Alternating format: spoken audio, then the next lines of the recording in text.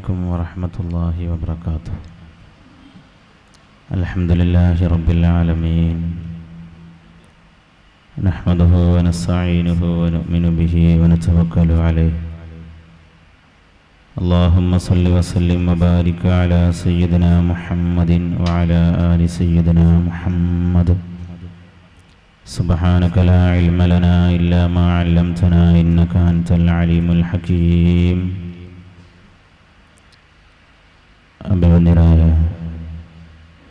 ഗുരുനാഥൻ ജലീൽ ഫൈലി ഉസ്താദ്, തഖീദ്ദീൻ ഉസ്താദ്, അബ്ദുൽ ഗഫൂർ ഉസ്താദ്, നേരത്തെ നമ്മോട് വിഷയം അവതരിപ്പിച്ച ബഹുമാനരായ MT അബൂബക്കർ ദാരിമി, ബഹുമാനരായ മുഹമ്മദ് അലി ദാരിമി ഉസ്താദ് ഉൾപ്പെടെ വേദിയിലുള്ള വിവന്യരായ പണ്ഡിതന്മാർ, പ്രിയപ്പെട്ട മുതഅല്ലിം സഹോദരങ്ങളെ, ഒന്നൊന്ന് എഴുന്നേറ്റ് നിൽക്കാൻ പറ്റുമോ? ഒന്ന് കുറേ സമയം ഇരിക്കുന്നു.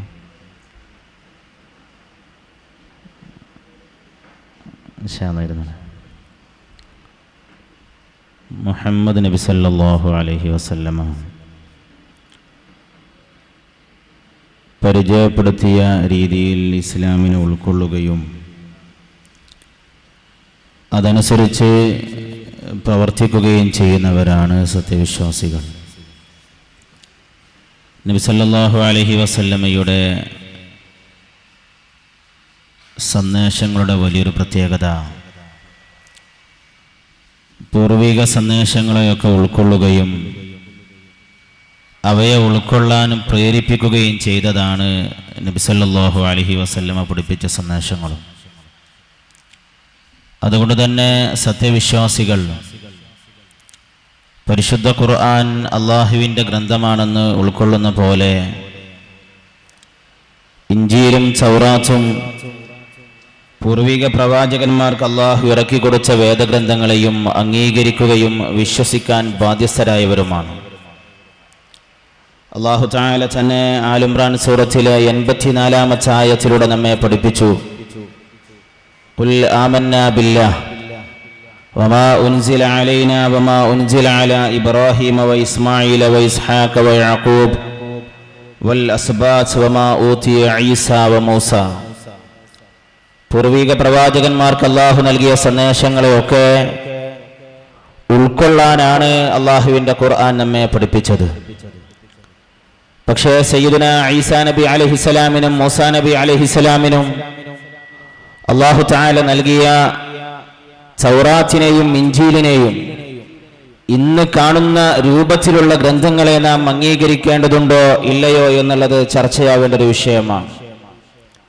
കേരളത്തിൽ ലാ ഇലാഹ ഇല്ലല്ലാഹ് മുഹമ്മദുർ റസൂലുള്ളാഹ് എന്ന ഏകദൈവ വിശ്വാസത്തിന്റെ സന്ദേശം ഉൾക്കൊള്ളുന്ന വിശ്വാസി സമൂഹം ഉള്ളപ്പോൾ തന്നെ ദൈവിക ഗ്രന്ഥം ഞങ്ങളെ കയ്യിലുണ്ട് എന്ന് പറയുന്നതോടൊപ്പം ഏകനല്ലാത്ത ദൈവത്തെ ആരാധിക്കുന്ന വിഭാഗം ക്രൈസ്തവ സമൂഹം മാത്രമാണ്. ഹൈന്ദവ സമൂഹത്തിന്റെ കയ്യിൽ ദൈവികമായൊരു വേദഗ്രന്ഥമുണ്ട് എന്ന് അവകാശപ്പെടാൻ അവർക്ക് സാധ്യമാവാറില്ല. അതേസമയം ക്രൈസ്തവ സമൂഹം അവകാശപ്പെടുന്നത് ഇന്നവരെ കയ്യിൽ ലഭ്യമാകുന്ന ബൈബിൾ അതോരോ സഭയുടെ ആശയങ്ങൾക്കനുസരിച്ച് അധ്യായങ്ങളുടെയും വലിപ്പത്തിന്റെയും വിശദീകരണങ്ങളുടെയും എണ്ണം കൂടുകയും കുറയുകയും ചെയ്യും. ചില സഭകൾക്ക് 57 അധ്യായമാണ്, ചില സഭകളുടെ ബൈബിളിൽ 63 അധ്യായമാണ്. സഭകൾക്കനുസരിച്ച് അധ്യായങ്ങളുടെ കൂടലും കുറയലും വെട്ടലും ചുരുക്കലും ഒക്കെ നടന്ന ഒരു പ്രത്യേക രീതിയിലുള്ള ഗ്രന്ഥമാണ്. എന്നാൽ പരിശുദ്ധ ഖുർആൻ പൂർവിക വേദഗ്രന്ഥങ്ങളെ നമ്മോട് അംഗീകരിക്കാൻ പറയുന്നതോടൊപ്പം തന്നെ ഖുർആൻ നമ്മോട് പറഞ്ഞു പൂർവിക വേദഗ്രന്ഥങ്ങളിൽ തിരുത്തലുകൾ ഉണ്ടായിട്ടുണ്ട് എന്ന്. ഫവൈലുൽ ലില്ലദീന യക്തുബൂനൽ കിതാബ ബിഐദീഹിം സുമ്മ യഖൂലൂന ഹാദാ മിൻ ഇൻദില്ലാഹ്. സ്വന്തം കരങ്ങളെ കൊണ്ട് ഗ്രന്ഥങ്ങൾ എഴുതിക്കൂട്ടി ഇത് ദൈവികമാണ് എന്ന് പറയുന്ന ആളുകൾക്ക് നാശമുണ്ട് എന്ന് ഖുർആൻ സൂറത്തുൽ ബഖറയിലെ 79-ാമത്തെ ആയത്തിലൂടെ നമ്മെ ഓർമ്മപ്പെടുത്തുന്നു. ഇങ്ങനെ ഒരു തിരുത്തൽ നടന്നതാണോ ഇന്നുള്ള ബൈബിൾ എന്ന് തിരിച്ചറിഞ്ഞാലല്ലേ അതിലുള്ളത് ഉൾക്കൊള്ളേണ്ടതുണ്ടോ ഇല്ലയോ എന്ന് വരികയുള്ളൂ. ഒരു വേദഗ്രന്ഥം ഈസാ നബി അലൈഹിസ്സലാമിന് ലഭിച്ചു എന്നും മൂസാ നബി അലൈഹിസ്സലാമിന് ലഭിച്ചിരുന്നു എന്നൊക്കെ ബൈബിളിന്റെ പുതിയ നിയമത്തിലും പഴയ നിയമത്തിലും കാണാനാവും. ഇന്ന് നമ്മൾ കാണുന്ന ബൈബിളിന് ഒരു പ്രത്യേകതയുണ്ട്. ഇന്ന് നമ്മൾ കാണുന്ന ബൈബിളിൽ ആദ്യത്തെ ഭാഗങ്ങൾ മുഴുവൻ തൗറാത്തിന്റെ ഭാഗമാണ്. തൗറാത്തിൽ തന്നെ ആദ്യത്തെ 5 ഭാഗങ്ങൾ, തോറ എന്ന് ക്രിസ്ത്യാനികൾ വിളിക്കുന്ന ആദ്യത്തെ 5 പുസ്തകങ്ങൾ, ഉൽപ്പത്തി പുസ്തകം എന്നതിൽ നിന്ന് തുടങ്ങി ആവർത്തന പുസ്തകം എന്നതിൽ അവസാനിക്കുന്ന ക്രൈസ്തവർ വളരെ ആദരവോടുകൂടെ വായിക്കുന്ന ഭാഗമാണ് തോറ എന്ന് പറയുന്ന ഭാഗം. അത് കഴിഞ്ഞാൽ പിന്നെ ബൈബിളിന്റെ രണ്ടാമത്തെ ഒരു ഭാഗത്തിൽ സബൂറിന്റെ തിരുത്തപ്പെട്ട ചില ഭാഗങ്ങളുണ്ട്. അതിനുശേഷമാണ് പുതിയ നിയമം എന്ന പേരിൽ അറിയപ്പെടുന്ന ന്യൂ ടെസ്റ്റ്മെന്റ് എന്ന് പൊതുവെ ക്രിസ്ത്യാനികൾ വിളിക്കുന്ന ഇഞ്ചീലിന്റെ പുതിയതും കൂട്ടിയതും വെട്ടിച്ചുരുക്കിയതുമായുള്ള ഇന്നത്തെ ആധുനിക ബൈബിൾ ഉള്ളത്. ഈ ഗ്രന്ഥങ്ങളിൽ ഏതെങ്കിലും ഒന്ന് അള്ളാഹുവിൽ നിന്നുള്ളതാണ് എന്ന് പറയാൻ സാധ്യമാകാത്ത വിധം അള്ളാഹു തആല നേരത്തെ ഈസാ നബി അലൈഹിസ്സലാമിന് നൽകിയിട്ടുണ്ട് എന്ന് ക്രിസ്ത്യാനികൾ തന്നെ പറയുകയും ക്രിസ്ത്യാനികളുടെ വേദങ്ങളിൽ എഴുതപ്പെടുകയും ചെയ്ത സുവിശേഷം, അതിന്റെ ഭാഗങ്ങൾ അതിലുള്ളതോടൊപ്പം അതിലേക്ക് പുതിയത് ചിലത് ആഡ് ചെയ്യപ്പെട്ടു എന്ന് വായിക്കുന്ന ഏതൊരാൾക്കും ബോധ്യമാകും വിധമാണ് ഈ ബൈബിളിന്റെ 3 ഭാഗങ്ങളുമുള്ളത്. നിങ്ങൾ നോക്കൂ, മോശ എന്ന് പറയുന്ന പ്രവാചകൻ, മൂസാ നബി അലൈഹിസ്സലാമിനെ ബൈബിൾ വിളിക്കുന്ന പേര് മോശ എന്നാണ്. മൂസാ നബി അലൈഹിസ്സലാമിന് നൽകപ്പെട്ട ഗ്രന്ഥമാണ് തൗറാത്ത് എന്നുള്ളതിൽ തർക്കമില്ല. ക്രിസ്ത്യാനികളും അത് അംഗീകരിക്കുന്നു, അവർ തോറ എന്ന് വിശേഷിപ്പിക്കുന്നു. ഈ ഗ്രന്ഥം ദൈവികമാണ് എന്നൊരാൾ വിശ്വസിച്ചാൽ ആ ഗ്രന്ഥത്തിലുള്ള സർവ്വതിനെയും ദൈവികമെന്ന് വിശ്വസിക്കേണ്ടി വരുമല്ലോ. ആ ഗ്രന്ഥത്തിന്റെ അകത്തുള്ള ചില വിഷയങ്ങളിലേക്ക് മാത്രം ഞാൻ പ്രവേശിക്കാം.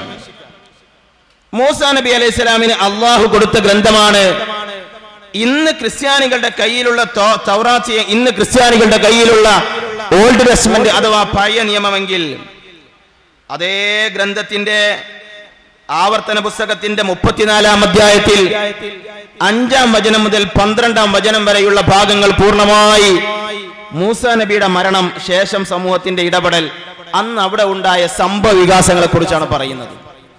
മൂസാ നബി അലൈഹിസ്സലാമിന് അള്ളാഹു കൊടുത്തൊരു ഗ്രന്ഥത്തില് മൂസാ നബി അലൈഹിസ്സലാമിന്റെ വഫാത്തിന് ശേഷം ആ നാട്ടിൽ ആളുകൾക്കിടയിൽ ഉണ്ടായ അഭിപ്രായ വ്യത്യാസങ്ങളും മൂസാ നബി അലൈഹിസ്സലാമിന്റെ സംസ്കരണ മൂസാ നബി അലൈഹിസ്സലാമിനെ മറവ് ചെയ്തത് ഉൾപ്പെടെയുള്ള ഭാഗങ്ങൾ എങ്ങനെയാണ് കടന്നു വരുന്നത്?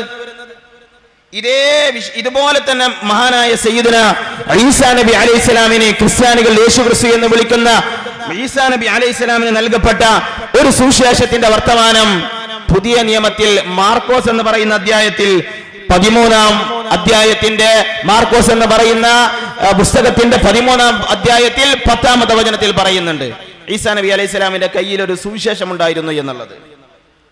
ഈ രണ്ടിനെയും നമ്മളൊന്ന് കൂട്ടി വായിച്ചാൽ ഒരു ദൈവിക ഗ്രന്ഥത്തിൽ ഒരിക്കലും ഉണ്ടാവാൻ പാടില്ലാത്ത, അള്ളാഹു നൽകിയതാണെങ്കിൽ പോകട്ടെ, ഒരു പ്രവാചകൻ പഠിപ്പിച്ചതാണെങ്കിൽ ഉണ്ടാവാൻ പാടില്ലാത്ത പലതും അതിലേക്ക് ചേർക്കപ്പെട്ടു എന്ന് ഈ വേദങ്ങളെ വായിക്കുന്നവർക്ക് തന്നെ ബോധ്യമാകും.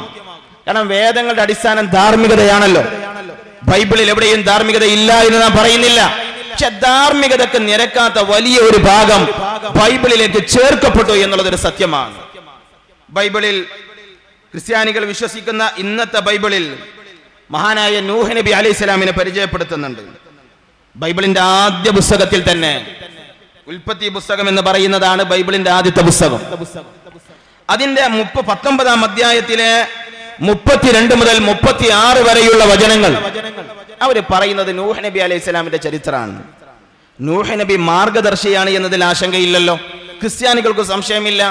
പക്ഷെ ആ നൂഹ് നബി അവർ പരിചയപ്പെടുത്തുന്ന രീതി, നൂഹ് നബി അലൈഹിസ്സലാം മദ്യപിച്ച് മസ്തായി വീട്ടിൽ വന്ന് തുണി അയച്ചിട്ട് നടക്കുന്ന ഒരു രംഗമാണ് അവർ അവതരിപ്പിക്കുന്നത്. ഇതൊരിക്കലും ഒരു പ്രവാചകന്റെ ജീവിതത്തിൽ ഉണ്ടാവാൻ പാടില്ലാത്തതും ഉണ്ടായിട്ടില്ലാത്തതുമാണല്ലോ. ഇതൊരു പ്രവാചകന്റെ പേരിലാണ് ആരോപിക്കുന്നത്. നൂഹ് നബി അലൈഹിസ്സലാം മസ്തായി വസ്ത്രം നഷ്ടപ്പെട്ടു. വസ്ത്രം നഷ്ടപ്പെട്ടപ്പോ 2 മക്കൾ വന്ന് വസ്ത്രം ധരിപ്പിക്കുന്നതായി ബൈബിളിന്റെ ഉൽപ്പത്തി പുസ്തകത്തിന്റെ 19-ാം അധ്യായത്തിൽ അവർ വിശദീകരിക്കുന്നുണ്ട്. ഇതൊരു നൂഹ് നബിയിൽ മാത്രമല്ല, ദാവൂദ് നബി അലൈഹിസ്സലാമിനെ ഇവർ അവതരിപ്പിക്കുന്നത് ബൈബിളിന്റെ ഇന്ന് ലഭ്യമാകുന്ന കത്തോലിക്ക സഭയുടെ ബൈബിളാണിത്. ഈ ബൈബിളിന്റെ മധ്യഭാഗത്ത് കാണുന്നത് സബൂറിന്റെ ഭാഗങ്ങളാണ്. എന്നാൽ ആ സബൂർ ലഭിച്ചു എന്ന് അവരും വിശ്വസിക്കുന്ന ദാവീദ് പ്രവാചകൻ അഥവാ സയ്യിദുനാ ദാവൂദ് അലൈഹിസ്സലാമിനെ ബൈബിൾ വിശദീകരിക്കുന്ന രീതി വളരെ നീചമായ ശൈലിയാണ്. ബൈബിൾ പറയുന്നു, ദാവൂദ് നബി അലൈഹിസ്സലാം ഒരിക്കലും ഇങ്ങനെ നടന്നു പോകുമ്പോ ഒരു സ്ത്രീ കുളിക്കുന്നത് കണ്ടു. ദാവീദ് എന്ന് പറയുന്ന അവതരിപ്പിക്കുന്ന ദാവീദ് ആ സ്ത്രീയെ വിളിക്കുന്നു, റൂമിലേക്ക് കൊണ്ടുവരാൻ വേണ്ടി ആവശ്യപ്പെടുന്നു. ആ സ്ത്രീയുമായി ശയിക്കുന്നു. അവസാനം ആ സ്ത്രീ ഗർഭം ധരിക്കുന്നു. ആളുകൾ ഈ വിഷയത്തിൽ ദാവൂദ് നബി കുറ്റക്കാരനാണ് എന്ന് കണ്ടെത്തുമ്പോ അവസാനം ഈ കുറ്റം കൂട്ടത്തിലുള്ള ഒരു പടത്തലവന്റെ തലയിലേക്ക് കെട്ടിവെച്ച് ദാവീദ് രക്ഷപ്പെടുന്നു എന്നാണ് ബൈബിളിന്റെ സാമുവേൽ അധ്യായത്തിൽ 11 സാമുവേൽ എന്ന് പറയുന്ന പുസ്തകത്തിൽ 11 അധ്യായത്തിന്റെ 2 വചനം മുതൽ 17 വചനം വരെ വിശദമായ ചരിത്രം രേഖപ്പെടുത്തുന്നത്. എത്ര വൃത്തികെട്ടതാണ് ഇതെന്ന് ആലോചിച്ച് നോക്ക്. ഇതൊരു വേദഗ്രന്ഥത്തിന്റെ ധാർമ്മികതക്ക് നിലച്ചതല്ലല്ലോ. ദൈവികമായ വചനമാകട്ടെ പോകട്ടെ, ക്രിസ്ത്യാനികൾ പറയുന്ന പോലെ യേശുവിന്റെ വചനമാകട്ടെ, അത് കഴിഞ്ഞ് ചില ക്രിസ്ത്യാനികൾ പിൽക്കാലത്ത് പറഞ്ഞു കൂട്ടിയ പോലെ അവരുടെ ഹോളി സ്പിരിറ്റിന്റെ പരിശുദ്ധാത്മാവ് ജനങ്ങളുടെ മനസ്സിൽ തോന്നിപ്പിച്ച ഇൽഹാമിൽ നിന്ന് എഴുതപ്പെട്ടതാകട്ടെ, ഈ മൂന്നാണെങ്കിൽ പോലും ഒരിക്കൽ പോലും ഇങ്ങനെ ഒരു വചനം വേദഗ്രന്ഥത്തിൽ വരേണ്ടതല്ലല്ലോ. പ്രവാചകന്മാർ മാർഗദർശികളാണ് എന്ന് ബൈബിളിന്റെ ലൂക്കോസ് സുവിശേഷം നേരെ നമുക്ക് കാണിച്ചു തരുന്നുണ്ട്. ആ പ്രവാചകന്മാരെ കുറിച്ചാണ് ഇങ്ങനെ എഴുതുന്നത്. അതുകൊണ്ട് തന്നെ ഇന്ന് ലഭ്യമായ ബൈബിളിനെ കുറിച്ച് ആർക്കും പറയാനാവുന്ന ഒരു യാഥാർത്ഥ്യം, ഇത് ദൈവം പഠിപ്പിച്ച ദൈവിക വചനമേ അല്ല എന്നാണ്. ബൈബിൾ തുടങ്ങുന്നിടത്ത് ബൈബിളിന്റെ ആമുഖത്തിൽ ബൈബിൾ ക്രോഡീകരിച്ച ആളുകൾ പറയാറുണ്ട്, ബൈബിൾ ഒരു ദൈവവചനമാണ്. അത് തുടങ്ങുന്നത് തന്നെ അങ്ങനെയാണ്, ബൈബിൾ ഒരു ദൈവവചനമാണ്, മനുഷ്യരക്ഷയ്ക്ക് വേണ്ടി ദൈവം നൽകുന്ന സന്ദേശമാണ് ബൈബിൾ എന്ന് പറഞ്ഞിട്ടാണ് ഈ ഗ്രന്ഥത്തിന്റെ ആമുഖം തന്നെ തുടങ്ങുന്നത്. പക്ഷെ ആ ഗ്രന്ഥം ഇതായിരുന്നുവെങ്കിൽ അതിലുണ്ടാവേണ്ടതല്ലല്ലോ ഇതിലുള്ളത്. മഹാനായ സയ്യിദുനാ ഈസാ നബി അലൈഹിസ്സലാമിനെ കുറിച്ച് പോലും അവർ വിട്ടില്ല. ബൈബിളിൽ ഇങ്ങനെ മദ്യത്തെ കുറിച്ച് പറയുന്ന ഒരു രംഗത്തിൽ ബൈബിളിന്റെ പൗലോസ് ബൈബിളിൽ എഴുതി വെക്കുന്നുണ്ട്, ഇങ്ങനെ മദ്യപാനി ഒരിക്കലും സ്വർഗത്തിലേ പ്രവേശിക്കില്ല എന്ന ഒരു വലിയ ധാർമ്മികത പഠിപ്പിക്കുന്ന ബൈബിളിന്റെ അകത്ത് കാണാനാവും. യേശു ഒരു കല്യാണ വീട്ടിലേക്ക് ചെല്ലുന്നു. അവരെ ദൈവപുത്രൻ എന്ന് വിളിക്കുന്ന ആളാണല്ലോ യേശു. യേശു ഒരു കല്യാണ വീട്ടിലേക്ക് ചെല്ലുമ്പോ അവിടെ മദ്യം വിളമ്പുകയാണ്. ആളുകളൊക്കെ മദ്യപിച്ച് പെട്ടെന്ന് മദ്യം കഴിഞ്ഞു പോയി. യേശു ആണ് പരിഹാരം കാണേണ്ടത്. ആളുകളൊക്കെ യേശുവിനോട് പരാതി പറഞ്ഞു, മദ്യം തീർന്നു പോയെന്ന്. യേശു നേരെ കുറച്ച് ചെമ്പ് വെള്ളം കൊണ്ടുവരാൻ പറഞ്ഞ് ആ ചെമ്പിൽ യേശു ഒരു ചെറിയ പ്രക്രിയ നടത്തുമ്പോഴേക്ക് അമാനുഷികത കൊണ്ട് അത് മദ്യമായി മാറുകയും ആ വീട്ടിൽ നിന്ന് കല്യാണം കഴിക്കാനുള്ള മണവാളനെ വിളിച്ച് യേശു മദ്യം കുടിപ്പിക്കുന്നു എന്ന് പറയുന്ന ഭാഗം പോലും ക്രൈസ്തവരുടെ ബൈബിളിൽ ഇന്ന് കാണാൻ സാധ്യമാണ്. യോഹന്നാൻ സുവിശേഷത്തിന്റെ പുതിയ നിയമത്തിലെ വളരെ പ്രധാനപ്പെട്ട സുവിശേഷങ്ങളിൽ ഒന്നാണ് യോഹന്നാന്റെ അധ്യായം. ഈ യോഹന്നാൻ തന്നെ എഴുതി വെച്ചത് ഇങ്ങനെയാണ്, യേശു മദ്യം കുടിപ്പിച്ചിരുന്നുവെന്നാണ്. ആ ബൈബിളിന്റെ മറുഭാഗത്തുള്ളതോ മദ്യപാനിക്ക് സ്വർഗരാജ്യത്ത് പ്രവേശനമേ ഇല്ല എന്നും, അഥവാ അവർ വിളിക്കുന്ന ദൈവപുത്രനെ സ്വർഗത്തിലേക്ക് പോകാൻ കഴിയില്ല എന്ന് പറയുന്നത് ബൈബിളാണ്. ഈ ബൈബിളിൽ വൈരുദ്ധ്യമില്ല എന്ന് എങ്ങനെ പറയാനാവും? ഇവിടെയാണ് ത്രിയേകത്വം സ്ഥാപിക്കാൻ വന്ന ബൈബിൾ ധാർമ്മികതയല്ല പലപ്പോഴും പഠിപ്പിക്കുന്നത് എന്നതുകൊണ്ട് തന്നെ ബൈബിളിൽ പറയുന്ന ഒരു ത്രിയേകത്വം വിശ്വസിക്കേണ്ട ബാധ്യത മനുഷ്യ സമൂഹത്തിനില്ല എന്നുള്ളത് ആർക്കും ബോധ്യപ്പെടാവുന്ന യാഥാർത്ഥ്യമാണ്. ഇനി അവർ പറയുന്ന ത്രിയേകത്വത്തിന്റെ അവസ്ഥ ചിന്തിച്ചു നോക്ക്. ത്രിയേകത്വം എന്ന് പറഞ്ഞാൽ മൂന്നാൾ കൂടിയാലാണ് ദൈവം എന്നാണ്. സത്ത ഒന്നാണ്, വ്യക്തി മൂന്നാണ് എന്നവർ പറയും. അപ്പൊ ദൈവം എത്ര ആളാ? അവർ പറയും ഒന്നാണ് എന്ന്. അവരതിനിങ്ങനെ പല ഉദാഹരണവും പറയാൻ വേണ്ടി കൊണ്ടുവരിക. ആദ്യത്തെ 400 വർഷം, യേശുവിന്റെ കാലം കഴിഞ്ഞ് 400 കൊല്ലം അവർ ഉദാഹരണം പറഞ്ഞത് ഇങ്ങനെയാണ്: ജലം, ഉറവ, കിണർ എന്നിവ പോലെയാണ് ത്രിയേകത്വം. യേശുവിന്റെ കാലം കഴിഞ്ഞ് 325 ഈ തീരുമാനം വരുന്നത്. അന്നാണ് വിശദീകരണം ആരംഭിക്കുന്നത്. യേശുവിന്റെ കാലം കഴിഞ്ഞ് 325 കൊല്ലം ത്രിയേകത്വം എന്ന ഒന്ന് ബൈബിളിലെ ഒരു വചനം ഉദ്ധരിച്ച് ക്രൈസ്തവ ലോകത്തിന് സമർത്ഥിക്കാൻ കഴിഞ്ഞിട്ടില്ല, ഇപ്പോഴും സാധ്യമാവില്ല. നമ്മുടെ നന്ദി ദാറുസലാമിൽ നിന്നൊരു കാലത്ത് ഞാൻ പഠിച്ചിരുന്നു, മുത്തവല് കഴിഞ്ഞു 15 കൊല്ലം പഠിച്ചു എന്നൊക്കെ പറഞ്ഞ് ഇറങ്ങിപ്പോയ ഒരു സുലൈമാൻ ഉണ്ടല്ലോ.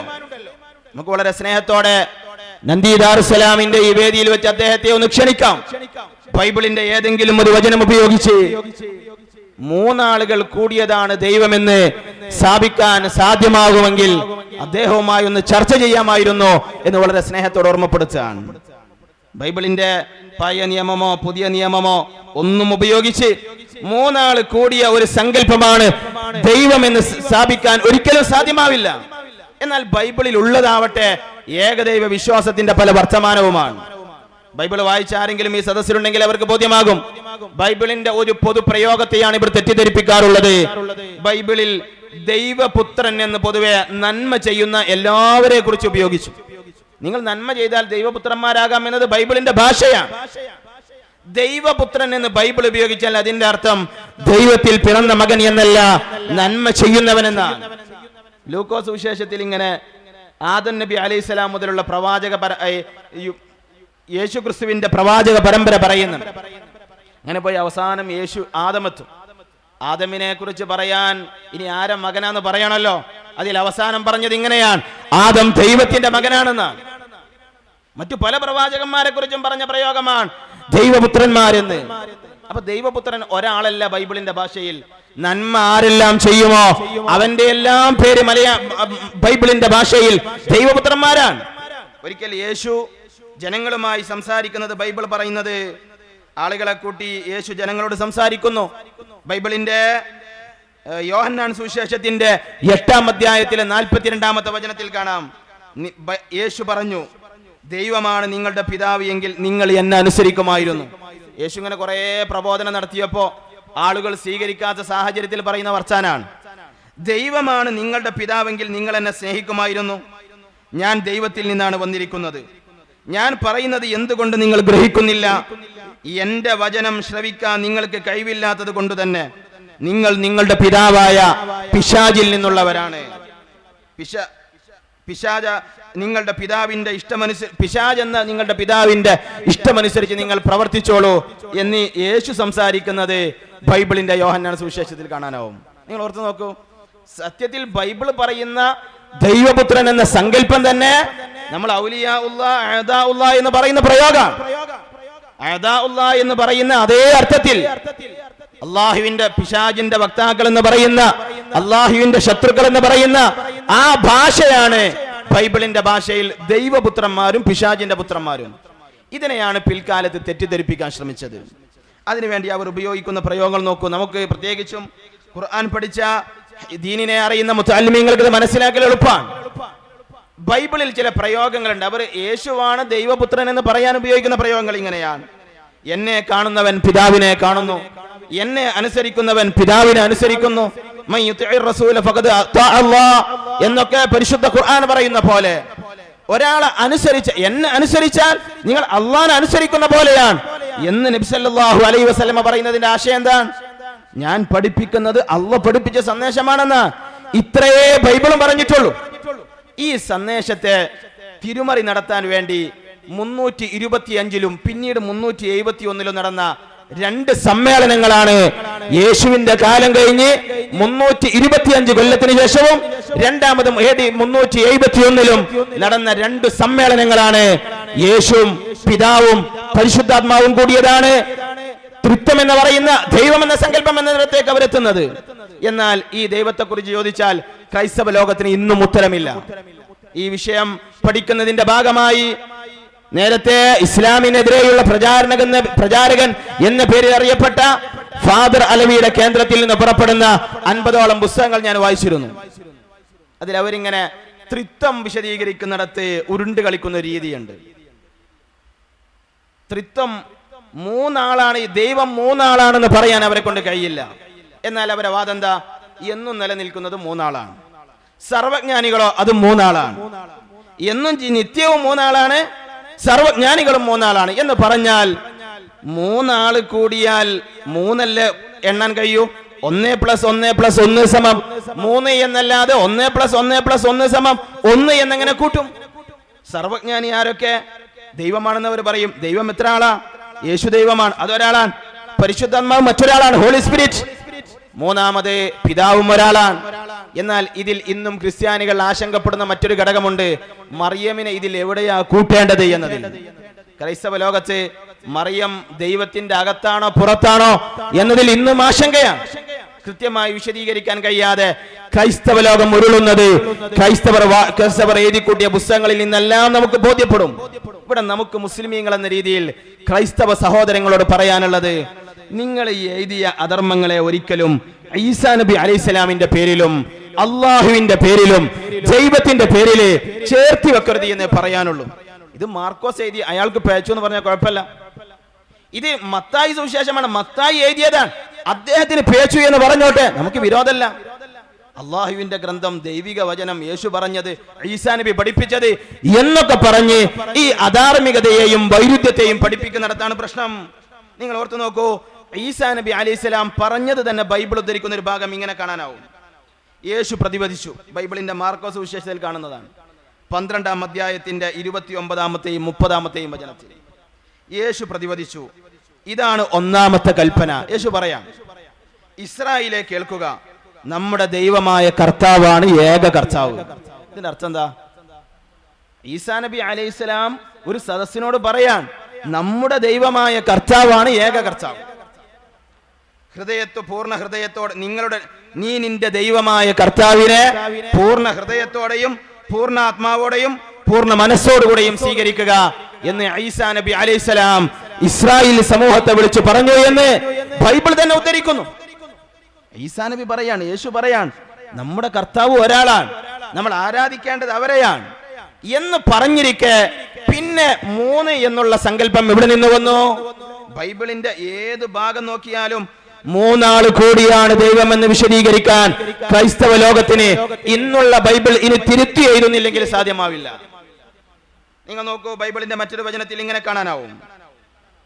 ഈസാ നബി അലൈഹിസ്സലാം തന്നെ ജനങ്ങളെ വിളിച്ച് പറയുന്ന ഒരു വർത്തമാനം യോഹന്നാൻ സുവിശേഷത്തിന്റെ 8-ാം അധ്യായത്തിലെ 40-ാം വചനത്തിൽ കാണാം. എന്നാൽ ദൈവത്തിൽ നിന്നു കേട്ട സത്യമാണ് ഞാൻ നിങ്ങളോട് പറഞ്ഞു തരുന്നത്. ഇതിൽ എന്താ ബോധ്യാവുക?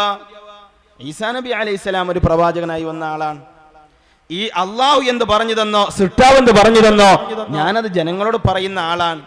ഇതിങ്ങനെ വിശ്വസിക്കുകയല്ലേ ബൈബിളിനെ സ്നേഹിക്കുന്ന, ഇഞ്ചീലിനെ സ്നേഹിക്കുന്ന ക്രൈസ്തവ സമൂഹം ചെയ്യേണ്ടത്?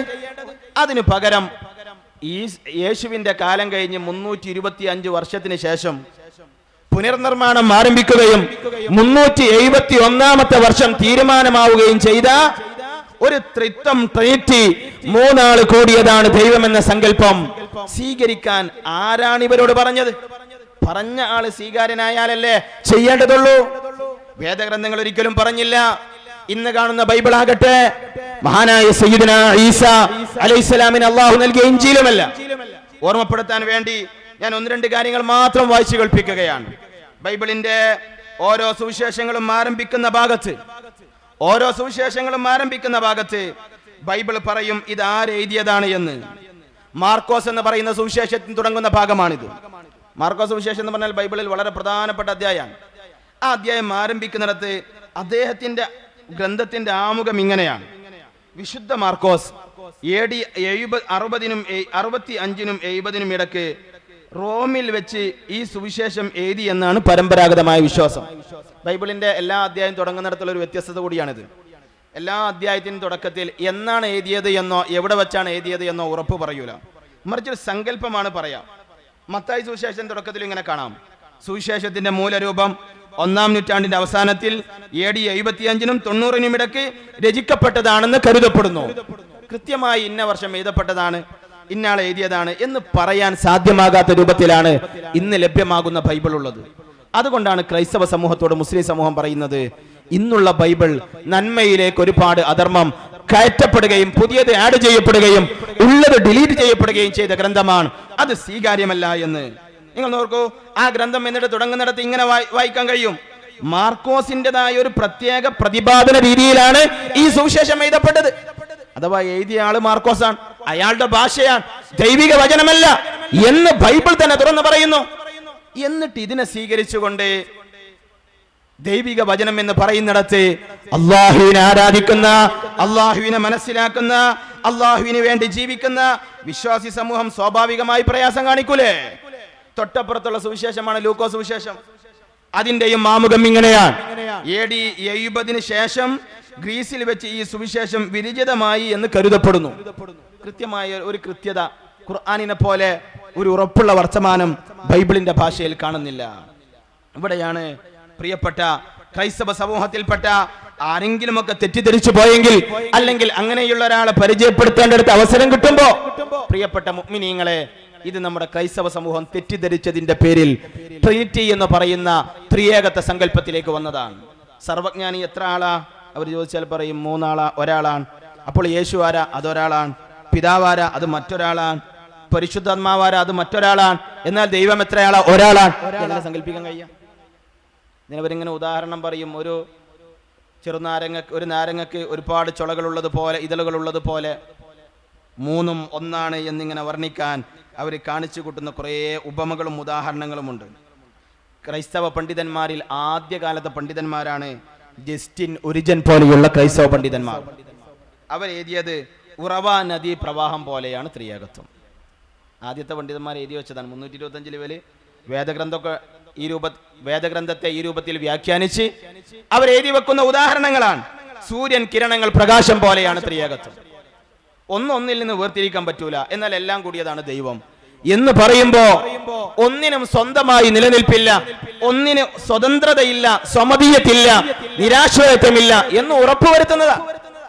ഈ രൂപത്തിൽ ദൈവസങ്കല്പത്തെ അവർ ചുരുക്കി കിട്ടുന്നു എന്ന് മാത്രമല്ല, ത്രിയേകത്വം ശരിയാണ് എന്ന് വന്നാൽ ഈസാ നബി അലൈഹിസ്സലാം വന്നു പോയിട്ട് കുറച്ചു കാലല്ലേ ആയിട്ടുള്ളൂ. അതിന്റെ മുമ്പ് ബൈബിളും പ്രാമാണികരെന്ന് പരിചയപ്പെടുത്തിയ നിരവധി പ്രവാചകന്മാർ വിശ്വസിച്ചത് ദൈവത്തിന്റെ 1/3 മാറൂലേ. ദൈവത്തിന്റെ പൂർണ്ണതയെ ആദം മുതൽ സയ്യിദുനാ ആദം നബി അലൈഹിസ്സലാം മുതൽ മൂസാ നബി അലൈഹിസ്സലാം വരെയുള്ള പ്രവാചകന്മാർക്ക് മനസ്സിലായില്ല.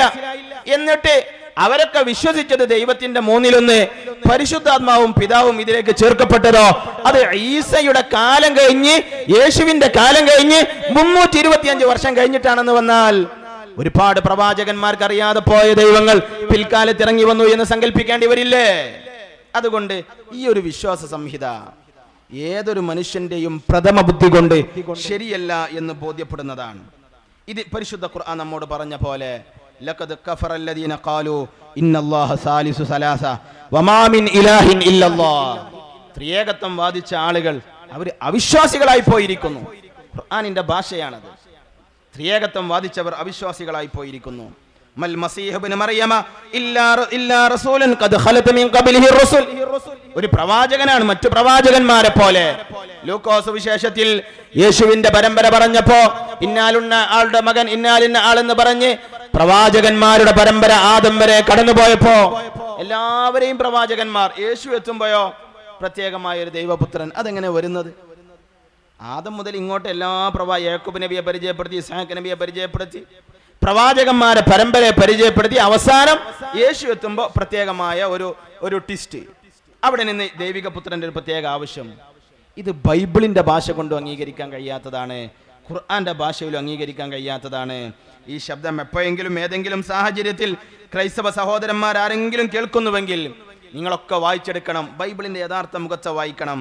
ആരോ പറഞ്ഞതിനെ അതുപോലെ അനുസരിക്കുന്നതിന് പകരം യേശു പറഞ്ഞത് ഞാൻ അള്ളാഹുവിന്റെ ദൈവത്തിന്റെ സൃഷ്ടാവിന്റെ സന്ദേശം പറയാൻ വന്ന ആളാണ്. പിതാവെന്നെ ഏൽപ്പിച്ച ജോലികൾ ചെയ്തുകൊണ്ടിരിക്കുന്നു, പിതാവാണ് എന്നെ അയച്ചതെന്ന് ഞാൻ സാക്ഷ്യപ്പെടുത്തുന്നു എന്ന് ബൈബിളിന്റെ യോഹന്നാൻ സുവിശേഷത്തിന്റെ 5-ാം അധ്യായത്തിലെ 36-ാം വചനത്തിൽ കാണാനാവും. എന്നെ അയച്ചവന്റെ ഇഷ്ടം പ്രവർത്തിക്കലാണ് എന്റെ ബാധ്യത എന്ന് അതേ സുവിശേഷത്തിന്റെ 4-ാം അധ്യായത്തിൽ കാണാനാവും. അഥവാ എന്നെ ഒരാൾ അയച്ചു, ഞാൻ പ്രവാചകന്റെ ദൗത്യം നിർവഹിച്ചു, എന്നിട്ട് അവരാരാധിച്ചതോ ആരാധിക്കാൻ പറഞ്ഞതോ എല്ലാം ഏകനായ ദൈവത്തെ. അതുകൊണ്ടല്ലേ ക്രൈസ്തവ സമൂഹം അവര് ജൂതന്മാർക്ക് ഒറ്റുകൊടുക്കുന്ന സാഹചര്യം വന്നപ്പോ യേശു നടത്തിയൊരു പ്രാർത്ഥന ബൈബിളിൽ കാണാം. ഏലി ഏലി ലമ്മാ സബക്താനി, ദൈവമേ നീ എന്നെ കൈവിട്ട് പോവുകയാണോ എന്ന് ചോദിക്കുന്ന രംഗം ബൈബിളിലുണ്ട്. എന്നെ നീ കൈവിടുകയാണോ എന്ന് ചോദിച്ചാൽ അതിന്റെ അർത്ഥം എന്താ? ഈസാ നബി അലൈഹിസ്സലാം മറ്റൊരാളെ ആശ്രയിച്ച് ജീവിക്കുന്നവരാണ്. അവരൊരിക്കലും ഒരു ദൈവമല്ല, എനിക്കൊരു ദൈവമുണ്ട് എന്ന് ഈസാ അലൈഹിസ്സലാം പഠിപ്പിക്കുമ്പോ, നിങ്ങളുടെ ക്രൈസ്തവ സമൂഹത്തിന്റെ ഭാഷയിൽ പറഞ്ഞാൽ യേശു ക്രിസ്തു പഠിപ്പിക്കുമ്പോ അതിനെതിരായ ഒരു പുതിയ ചിന്ത കൊണ്ടുവന്ന് ഇന്നത് സമൂഹത്തിൽ ഇങ്ങനെ പ്രചരിപ്പിക്കാൻ ശ്രമിക്കുന്നത് മുസ്ലിം സമൂഹത്തിന്റെ മുമ്പിൽ വിലപ്പോവില്ല എന്നുള്ളത് അവർക്ക് കൂടെ ബോധ്യപ്പെട്ടൊരു യാഥാർത്ഥ്യമാണ്. തൗഹീദിന്റെ മധുരം പോലെ അള്ളാഹുവിനെ പറഞ്ഞ് ബോധ്യപ്പെടുത്താൻ, അള്ളാഹ് എന്ന സന്ദേശം പറഞ്ഞ് ബോധ്യപ്പെടുത്താനുള്ള സരളമായ മാർഗങ്ങളെ പോലെ ത്രിത്വം പരിചയപ്പെടുത്താൻ ദുനിയാവിലൊരു മാർഗമില്ല. അതുകൊണ്ടാണ് അവരിങ്ങനെ സൂര്യൻ, കിരണം, പ്രകാശം പോലെയാണ് ത്രിത്വം എന്നൊക്കെ പറയുന്നത്.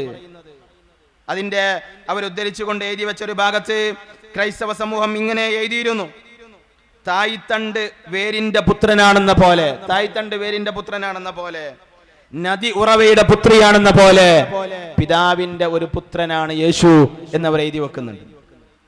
ഈ ഉപമ, ഈ ഇങ്ങനെയുള്ള 2-3 പദപ്രയോഗങ്ങളിലെ ഉപമയല്ലാതെ യേശു ദൈവത്തിന്റെ മകനാണ് എന്നും 3 ആള് കൂടിയതാണ് ദൈവമെന്നും ഒരു ദൈവിക വചനം കൊണ്ട് പോലും ഇന്ന് ലഭ്യമാകുന്ന ബൈബിളിലെ യഥാർത്ഥ ഇഞ്ചീൽ ഇന്നത്തെ കയ്യിലുള്ളതല്ല. ഞാൻ നേരത്തെ പറഞ്ഞല്ലോ, ഇത് ഓരോ ആളുകൾ എഴുതി വെച്ച ലേഖനങ്ങളാണ്. മാർക്കോസിന്റെ ലേഖനം, അതുപോലെ മത്തായിയുടെ ലേഖനം, പൗലോസിന്റെ ലേഖനം, ഇങ്ങനെ പലരും എഴുതി വെച്ച ലേഖനങ്ങളാണ്. അതിൽ തന്നെ ചില ഭാഗത്ത് എനിക്ക് എഴുതാൻ ദൈവിക കൽപ്പനയില്ല എന്ന് എഴുതി വെച്ച ഭാഗങ്ങൾ പോലും പൗലോസിന്റെ സുവിശേഷത്തിലുണ്ട്. എനിക്ക് എഴുതാൻ ദൈവിക കൽപ്പന അല്ല എന്നാ പിന്നെ എന്തിനാ എഴുതിയത്? ആ എഴുതിയത് എന്തിനാ ബൈബിളിൽ ചേർത്തത്? ഇന്ന് ലഭ്യമാകുന്ന ഈ ഒരു ബൈബിൾ കത്തോലിക്ക സഭയുടെ ബൈബിളാണ്. എന്നാൽ ഇതേ ബൈബിളിന്റെ ഒരു 50 കൊല്ലം മുമ്പുള്ള വേർഷൻ എടുത്ത് നോക്കിയാൽ ഇതിലുള്ളതിനേക്കാളേറെ അധ്യായങ്ങളുണ്ട്. അവിടെ നിന്ന് അങ്ങ് ബാക്കോട്ട് പോകുന്നതിനനുസരിച്ച് ഓരോ 50-75 കൊല്ലത്തിന് തിരുത്തലുകളും വെട്ടലുകളും കൂട്ടലുകളും ഉണ്ടായിട്ടുണ്ട്. അത് അംഗീകരിക്കേണ്ടതില്ല എന്നാണ് ക്രൈസ്തവ സമൂഹത്തോട് മുസ്ലിം സമൂഹം പറയുന്നത്. ഇനി അഥവാ നിങ്ങൾക്കത് ഏതെങ്കിലും അർത്ഥത്തിൽ വിശ്വസിക്കണമെങ്കിൽ പ്രവാചകന്മാരൊക്കെ വ്യഭിചാരികളാണെന്ന്, പ്രവാചകന്മാരൊക്കെ മോശക്കാരാണെന്ന് നിങ്ങൾ വിശ്വസിക്കാൻ നിർബന്ധിതരാണെങ്കിൽ അത് ദൈവത്തിലേക്കോ മുസ്ലിം സമൂഹം കൂടി ആദരിക്കുന്ന സയ്യിദന ഈസ അലൈഹിസ്സലാമിലേക്കോ ചേർത്തി വെക്കരുത്.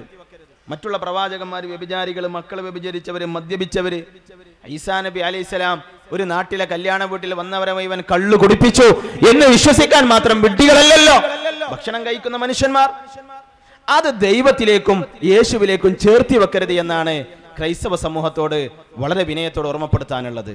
ഈ ഒരു വിഷയം നന്നായി ഉൾക്കൊള്ളുകയും മനസ്സിലാക്കുകയും ഇന്ന് കാണുന്ന ബൈബിൾ ഇത് ഈസാ നബി അലൈഹിസ്സലാമിന്റെ ഇഞ്ചീലുമായി ബന്ധമില്ലാത്തതാണ്. എന്നാൽ അതിലുള്ള ചില നന്മകൾ അല്പാൽപമായി പലയിടങ്ങളിലുമുണ്ട്. ഖുർആൻ പറഞ്ഞ ചരിത്രങ്ങൾ, തൗറാത്ത് പറഞ്ഞ ചരിത്രങ്ങൾ ചിലത് അല്പാൽപമായി പലയിടങ്ങളിലുമുണ്ട്.